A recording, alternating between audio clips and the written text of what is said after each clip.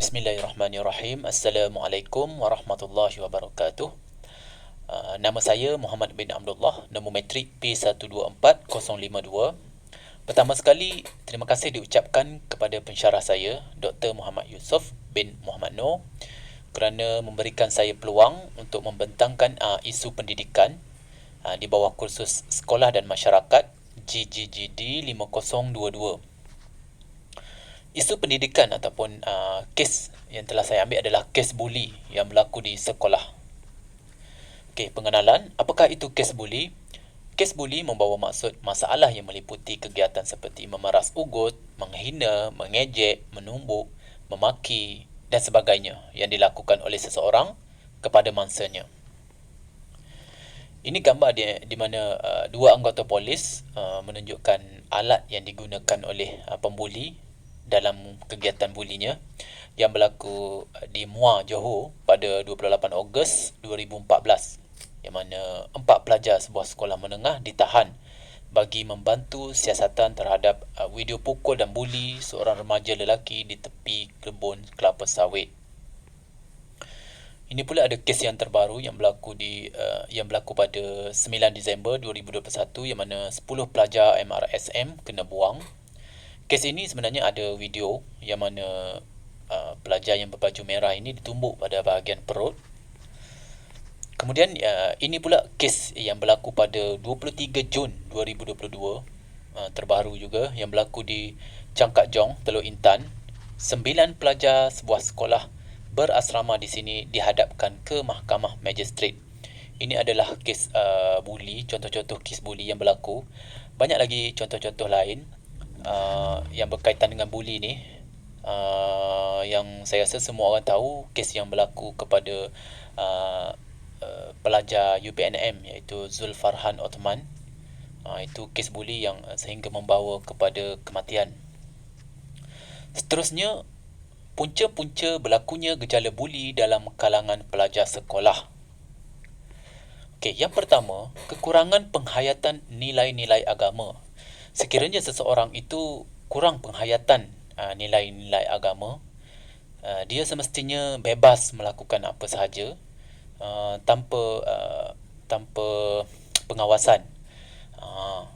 Dan mungkin juga mereka ini ingin mendapatkan perhatian orang lain.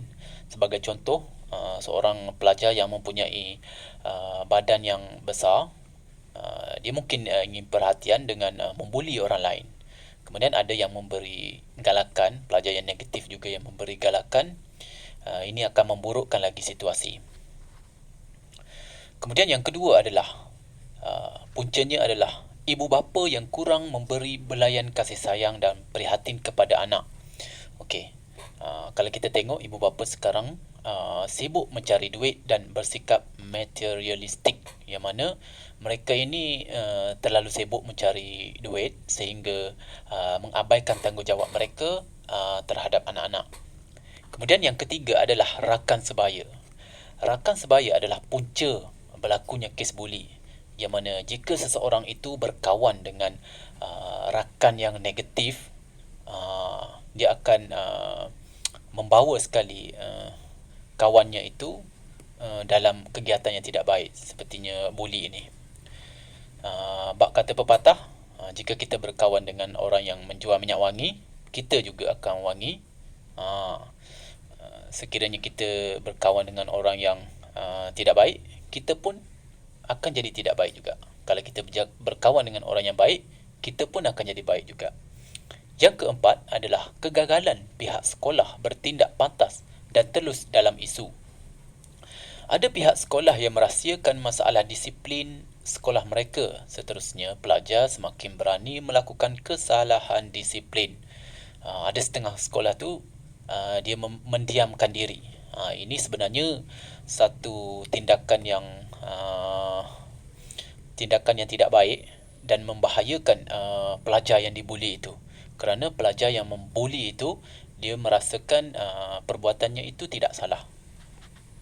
Seterusnya, yang kelima adalah ketiadaan program selepas sekolah yang sesuai dengan pelajar.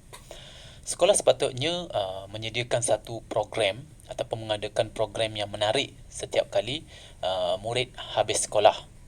Sebagai contoh, program yang simple, program bacaan zikir, menonton video yang berkaitan dengan pembelajaran, itu boleh diaplikasikan oleh sekolah. Kerana jika sekolah tidak mengisi dengan perkara sebegini, mungkin pelajar itu akan pergi ke mall beramai-ramai dan membuat aktiviti yang tidak berfaedah. Kemudian, yang keenam, kemunculan media massa. Kelakuan yang tidak senonoh yang disaksikan oleh mereka telah menimbulkan rasa untuk mencuba pula dalam hati pelajar. Ini video yang mana pelajar yang mengikuti apa yang ditunjukkan dalam cerita-cerita yang ataupun movie yang tidak baik, aksi-aksi yang tidak baik seperti membuli. Pelajar yang bagus, mereka akan mengambil iktibar daripada video tersebut atau movie tersebut. Tetapi pelajar yang tidak tahu menilai sesuatu itu, mereka meniru perbuatan itu. Itu adalah satu perbuatan yang salah. Seterusnya, kesan-kesan gejala buli dalam kalangan pelajar sekolah. Apakah kesannya? Yang pertama adalah mangsa buli berasa takut untuk datang ke sekolah. Peratusan kedatangan pelajar tersebut ke sekolah akan merosot. Ini kesian kepada yang kena buli tersebut kerana peratusannya, kehadirannya ke sekolah akan merosot. Mana dia takut untuk ke sekolah kerana bila dia ke sekolah, dia sudah tentu akan dibuli oleh pembuli itu. Yang kedua, mangsa buli tidak dapat memberi tumpuan sepenuhnya terhadap pelajaran. Mereka yang menjadi pasif, mereka akan menjadi pasif dan tidak ceria. Diugut supaya tidak melaporkan kejadian mereka dibuli kepada ibu bapa dan guru. Seterusnya, prestasi akademik mereka merosot dan akhirnya mereka gagal dalam peperiksaan. Ini adalah impak daripada kes buli yang mana terjadi kepada mangsa buli. Mereka ini dalam keadaan takut jika mereka ke sekolah, dan yang paling banyak berlaku, mereka tidak ke sekolah. Ini akan menjejaskan prestasi akademik mereka. Seterusnya, yang ketiga adalah membunuh diri. Ini adalah satu tragik lah, kita katakan, apabila sehingga berlakunya kes membunuh diri. Ada kajian mangsa buli biasanya akan mengalami trauma dan ketakutan sepanjang masa. Seterusnya, membunuh diri. Sebagai contoh, Wijah Singh yang berumur 13 tahun telah membunuh diri di dalam rumahnya di Manchester, England. Di dalam diarinya, dia telah mendedahkan kesensaraannya akibat dibuli. Diari tersebut mencatatkan bahawa wangnya dirampas pada hari Isnin. Kemudian pada hari Selasa dia dipersendakan. Hari Rabu pula baju uniform dikoyakkan. Pada hari Khamis badannya disimbah dengan darah. Dan pada hari Jumaat semuanya telah berakhir, yang mana Wijah Singh ini telah pun membunuh diri. Seterusnya, apakah langkah-langkah mengatasi masalah buli dalam kalangan pelajar sekolah? Okey. Yang pertama adalah peranan ibu bapa. Ibu bapa perlu meluangkan masa berinteraksi dengan mereka, dengan anak-anak, supaya mereka tidak berasa kehilangan kasih sayang daripada ibu bapa. Ini perlu dilakukan oleh seseorang yang bergelar ibu bapa. Apabila mereka mempunyai anak, anak tersebut memerlukan belayan daripada ibu bapa mereka. Jika tidak, anak tersebut akan mencari perhatian di luar daripada ibu bapa mereka. Yang kedua, peraturan yang tegas. Ini boleh kita katakan di sekolah lah ya. Okey. Perlu ada peraturan yang tegas serta tidak memilih bulu. Peraturan yang tegas ini perlu diikuti oleh semua pelajar. Maknanya tidak ada yang terkecuali, termasuk anak guru yang mengajar di situ, di sekolah tersebut. Sebagai contoh, satu sekolah tu ada seorang guru dan anaknya terlibat dalam kes buli. Dan anaknya itu perlu juga kena tindakan tegas, seperti dibuang sekolah kerana telah melakukan perbuatan yang salah. Yang ketiga, pihak berwajib seperti PDRM perlu mengambil tindakan tegas terhadap pembuli.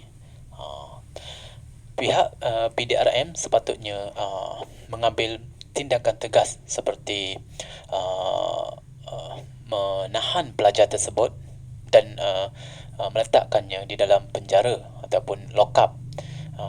Bukan walaupun tidak lama, tetapi untuk mengajarkan kepada pelajar tersebut bahawa kegiatan buli adalah satu kegiatan yang salah, dan ini secara tidak langsung akan memberi pelajaran kepada pembuli tersebut supaya menyesal dan tidak berbuat begitu lagi.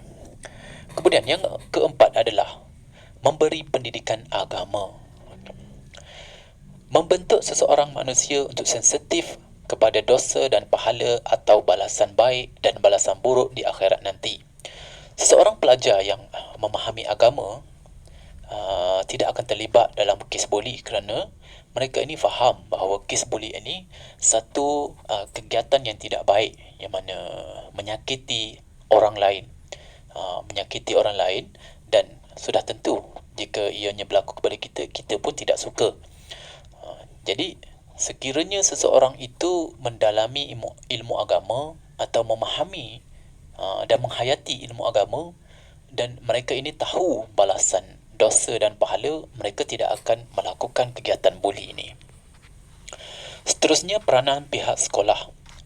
Pihak sekolah mestilah memainkan peranan penting dalam kes buli ini, yang mana sebagai contoh mengadakan kelab pencegahan jenayah untuk menggalakkan para pelajar sertai menyebarkan info kepada pelajar pada waktu pembelajaran.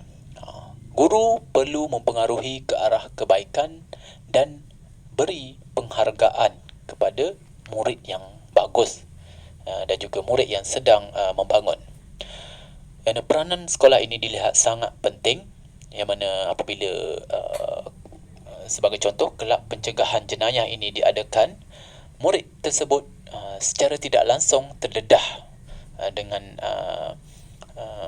budaya buli ini adalah satu kes ataupun budaya yang tidak baik. Okey, seterusnya menegaskan peraturan-peraturan sekolah, dan sekiranya berlaku kes buli, tindakan yang tegas perlu diambil untuk menyelesaikan masalah ini. Sebagai contoh, pelajar tersebut yang melakukan buli tersebut akan dibuang sekolah ataupun akan digantung sekolah. Yang keenam, pihak kerajaan. Pihak kerajaan boleh bekerjasama dengan pihak sekolah untuk menganjurkan ceramah atau kempen seperti kempen anti-buli secara berterusan di setiap sekolah. Ini sangat bagus, yang mana murid-murid di sekolah akan diberi pendedahan mengenai buli. Kadang-kadang murid tersebut tidak tahu bahawa dia telah melakukan buli, yang mana dia menyakiti kawannya. Dia menganggap bahawa itu adalah satu gurauan, tetapi itu telah pun melampaui batas dan lebih kepada buli. Seterusnya, yang ketujuh adalah peranan media massa. Peranan media massa boleh dijadikan penting kerana media massa ini boleh bertindak dengan memaparkan kesan-kesan buruk buli. Saya ingat dulu ada kes, tapi bukan berkaitan dengan buli, tetapi itu merompak, yang mana dia dalam video itu tersebut dia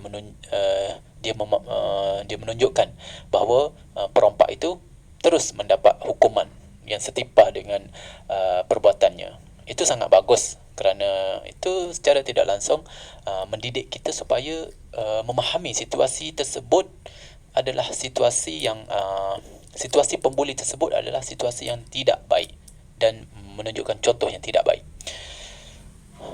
Memaparkan kesan-kesan buruk buli. Aksi buli hendaklah disekat daripada tontonan umum. Aksi buli, jika ada dia punya kesimpulan dia ataupun dia punya impak dia tunjukkan terus, itu adalah bagus. Tetapi jika tiada menunjukkan kesan daripada kegiatan buli tersebut, contohnya terus kena hukuman, itu bergantung kepada pelajar ataupun individu itu tersebut, sama ada dia nak ambil positif dengan menjauhi perbuatan tersebut ataupun dia ingin mengikuti perbuatan tersebut. Itu sangatlah salah jika dia mengikuti perbuatan tersebut. Seterusnya, menayangkan iklan-iklan larangan membuli seperti buli jenayah serius. Ini sesuatu yang bagus yang perlu dipertingkatkan, kerana saya tengok sekarang ni kurang iklan seperti ini dipaparkan. Seterusnya, sebagai kesimpulan, masalah ini perlu ditangani dengan segera, kerana jika gejala ini menjadi semakin serius, mangsa buli akan berdepan dengan pelbagai risiko termasuk kehilangan nyawa. Ini kita tidak mahu dengar. Lebih-lebih lagi, kebanyakan kes buli yang berlaku di kawasan sekolah. Kita tidak mahu melahirkan generasi muda yang kejam dan suka menindas orang lain untuk kepentingan dirinya sendiri. Dengan ini, diharapkan semua pihak seperti ibu bapa, guru, sekolah, masyarakat dan pihak berkuasa perlu bekerjasama dalam menangani masalah ini. Sekian sahaja daripada saya, Muhammad bin Abdullah, P124052. Sekian, terima kasih.